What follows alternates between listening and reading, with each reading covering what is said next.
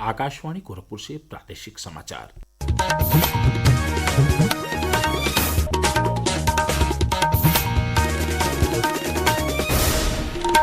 नमस्कार। समाचार बुलेटिन के साथ मैं वेद प्रकाश पाठक। पहले मुख्य समाचार। मुख्यमंत्री योगी आदित्यनाथ ने देर शाम बाढ़ की स्थिति और कानून व्यवस्था सहित कई महत्वपूर्ण मुद्दों पर की उच्च स्तरीय समीक्षा बैठक। कहा, बाढ़ को लेकर राहत कार्यों में बर्दाश्त नहीं की जाएगी किसी भी प्रकार की लापरवाही।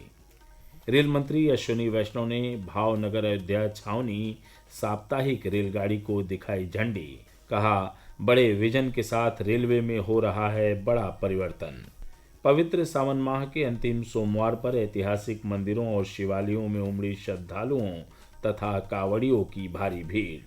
भगवान शिव का जलाभिषेक कर हो रही है पूजा अर्चना। और रक्षाबंधन पर्व पर 8 से 10 अगस्त तक प्रदेश की रोडवेज की बसों में महिलाओं को दी जाएगी यात्रा की निःशुल्क सुविधा। अब समाचार विस्तार से। मुख्यमंत्री योगी आदित्यनाथ ने कल देर शाम उच्च स्तरीय बैठक में वीडियो कॉन्फ्रेंसिंग के माध्यम से बाढ़ की स्थिति, आगामी पर्व त्योहारों पर कानून व्यवस्था और हर घर तिरंगा अभियान की समीक्षा की। बैठक में मुख्यमंत्री ने बाढ़ प्रभावित इलाकों के अधिकारियों को राहत कार्यों में तेजी लाने के निर्देश दिए। उन्होंने बाढ़ बचाव कार्य में छोटी और मझली नावों का प्रयोग न करने के सख्त निर्देश दिए। मुख्यमंत्री ने बाढ़ प्रभावित जिलों में कंट्रोल रूम सक्रिय करने के साथ यह भी निर्देशित किया कि लोगों को समय से राहत और खाद्य सामग्री का वितरण किया जाए। उन्होंने कहा कि राहत कार्यों में किसी भी प्रकार की लापरवाही बर्दाश्त नहीं की जाएगी। बैठक में मुख्यमंत्री ने हर घर तिरंगा अभियान की समीक्षा करते हुए कहा कि 9 अगस्त से 12 अगस्त तक तिरंगा यात्रा, तिरंगा महोत्सव और मेला का आयोजन किया जाए तथा 13 अगस्त से 15 अगस्त तक सरकारी, निजी कार्यालयों, संस्थानों और लोगों के घरों पर तिरंगा फहराया जाए। मुख्यमंत्री ने 14 अगस्त को विभाजन विभीषिका दिवस पर तिरंगा यात्रा निकालने के निर्देश दिए।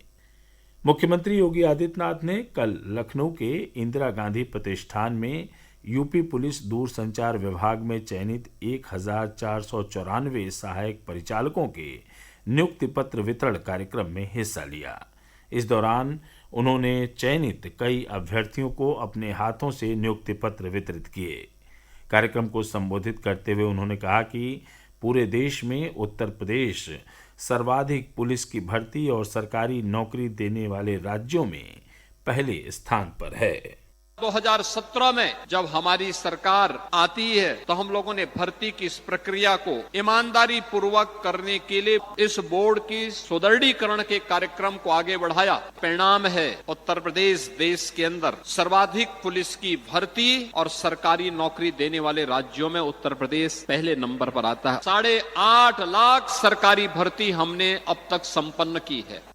केंद्रीय मंत्री अश्विनी वैष्णव ने रेलवे के आधुनिकीकरण, विस्तार और सुरक्षा के प्रति सरकार की प्रतिबद्धता दोहराई है। वे कल गुजरात के भावनगर रेलवे स्टेशन से भावनगर अयोध्या छावनी साप्ताहिक रेलगाड़ी को झंडी दिखाने के बाद आयोजित एक कार्यक्रम को संबोधित कर रहे थे। उन्होंने कहा कि पिछले 11 वर्षों में भारतीय रेलवे में महत्वपूर्ण बदलाव हुए हैं।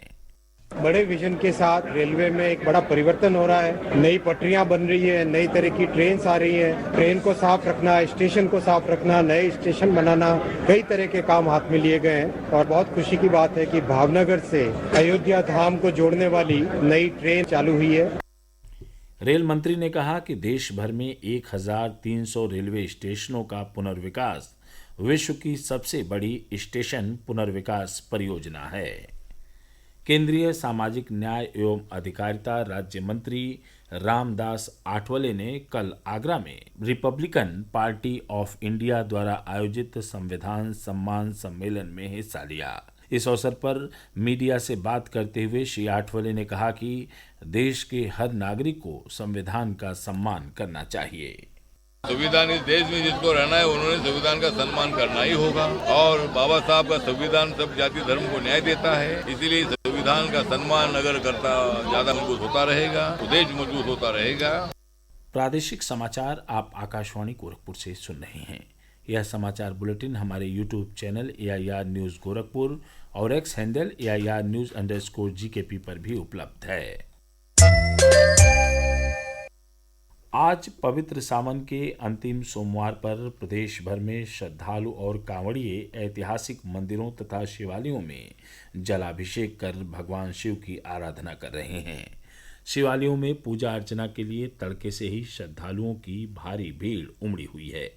वहां जलाभिषेक करने पहुंचे श्रद्धालुओं के लिए प्रशासन की तरफ से विशेष इंतजाम किए गए हैं। वाराणसी में आज बाबा विश्वनाथ का विशेष रुद्राक्ष श्रृंगार किया गया। देश के कई हिस्सों से श्रद्धालु बाबा विश्वनाथ का जलाभिषेक करने पहुंचे हैं। भगवान राम की नगरी अयोध्या भी शिवमय हो गई है। श्रद्धालु सरयू स्नान के बाद नागेश्वर नाथ महादेव का सरयू नदी के जल से अभिषेक कर रहे हैं।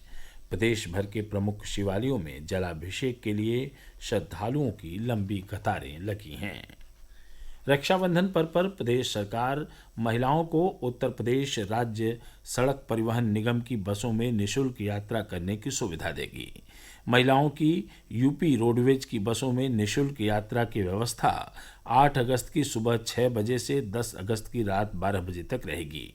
इसे लेकर मुख्यमंत्री योगी आदित्यनाथ ने नगरीय और ग्रामीण क्षेत्रों में पर्याप्त संख्या में बसें चलाने के निर्देश दिए हैं। लगातार बारिश के चलते नदियों के उफान पर आने से प्रदेश के कई जिले बाढ़ की चपेट में आ गए हैं। राज्य के राहत आयुक्त भानुचंद गोस्वामी ने बताया है कि चित्रकूट, बलिया, बांदा, गाजीपुर, मिर्जापुर, भदोही, प्रयागराज, वाराणसी और चंदौली सहित प्रदेश के कई जिलों के 400 से अधिक गांव बाढ़ से प्रभावित हैं। वाराणसी में गंगा नदी खतरे के निशान से 23 सेंटीमीटर ऊपर बह रही हैं, जबकि चित्रकूट के मऊ तहसील क्षेत्र में यमुना नदी का जलस्तर बढ़ने से 25 गांव पानी से घिर गए हैं। बाढ़ और बारिश के चलते चित्रकूट में कक्षा 1 से 12 तक के विद्यालय और प्रयागराज में कक्षा 8 तक के विद्यालय आज बंद कर दिए गए हैं। उधर मुख्यमंत्री योगी आदित्यनाथ के निर्देश पर बाढ़ प्रभावित इलाकों की मॉनिटरिंग अलग अलग मंत्रियों द्वारा की जा रही है। इसी क्रम में प्रदेश के जल शक्ति मंत्री स्वतंत्र देव सिंह ने कल जालौन के माधोगढ़ में बाढ़ग्रस्त क्षेत्रों का दौरा किया। श्री सिंह ने कहा कि बाढ़ की स्थिति पर सरकार की पूरी नजर है। इस समय हमारे पास केवल बुंदेलखंड और मध्य प्रदेश की नदियां हैं, जिसके कारण कोई ज्यादा चुनौती नहीं है। पानी धीरे धीरे उतर कर और आप चिंता मत करिए। और कुछ गांव भी चिन्हित है, इसमें आपको हर प्रकार का सहयोग मिलता रहेगा। इस बीच मौसम विभाग ने अगले कुछ दिनों तक प्रदेश के कई हिस्सों में मध्यम से भारी बारिश का अलर्ट जारी किया है। प्रदेश के गोंडा जिले में कल सुबह हुई एक सड़क दुर्घटना में 11 लोगों की मृत्यु हो गई और 4 अन्य घायल हो गए। स्थानीय पुलिस के अनुसार पृथ्वीनाथ मंदिर जा रहे एक वाहन में 15 श्रद्धालु सवार थे। यह हादसा उस समय हुआ जब श्रद्धालुओं से भरी यह कार अनियंत्रित होकर पारासराय अलावल देवरिया सड़क पर सरयू नहर पुल के पास नहर में गिर गई। राष्ट्रपति द्रौपदी मुर्मू ने दुर्घटना में कई लोगों की मृत्यु की खबर को दुखद बताया है। प्रधानमंत्री नरेंद्र मोदी ने दुर्घटना में मरने वालों के प्रति दुख व्यक्त करते हुए प्रत्येक मृतक के परिजनों को प्रधानमंत्री राष्ट्रीय राहत कोष से 2-2 लाख रुपए की अनुग्रह राशि देने की घोषणा की है। वहीं घायलों को इलाज के लिए 50-50 हजार रुपए दिए जाएंगे। मुख्यमंत्री योगी आदित्यनाथ ने भी इस हादसे पर दुख जताया। उन्होंने मृतकों के परिजनों के लिए 5-5 लाख रुपए की अनुग्रह राशि दिए जाने की घोषणा की। और अंत में इस बुलेटिन के मुख्य समाचार एक बार फिर। मुख्यमंत्री योगी आदित्यनाथ ने देर शाम बाढ़ की स्थिति और कानून व्यवस्था सहित कई महत्वपूर्ण मुद्दों पर की उच्च स्तरीय समीक्षा बैठक। कहा, बाढ़ को लेकर राहत कार्यों में बर्दाश्त नहीं की जाएगी किसी भी प्रकार की लापरवाही। रेल मंत्री अश्विनी वैष्णव ने भावनगर अयोध्या छावनी साप्ताहिक रेलगाड़ी को दिखाई झंडी। कहा, बड़े विजन के साथ रेलवे में हो रहा है बड़ा परिवर्तन। पवित्र सावन माह के अंतिम सोमवार पर ऐतिहासिक मंदिरों और शिवालयों में उमड़ी श्रद्धालुओं तथा कांवड़ियों की भारी भीड़। भगवान शिव का जलाभिषेक कर हो रही है पूजा अर्चना। और रक्षाबंधन पर 8 से 10 अगस्त तक प्रदेश की रोडवेज की बसों में महिलाओं को दी जाएगी यात्रा की निःशुल्क सुविधा। समाचार समाप्त हुए। नमस्कार।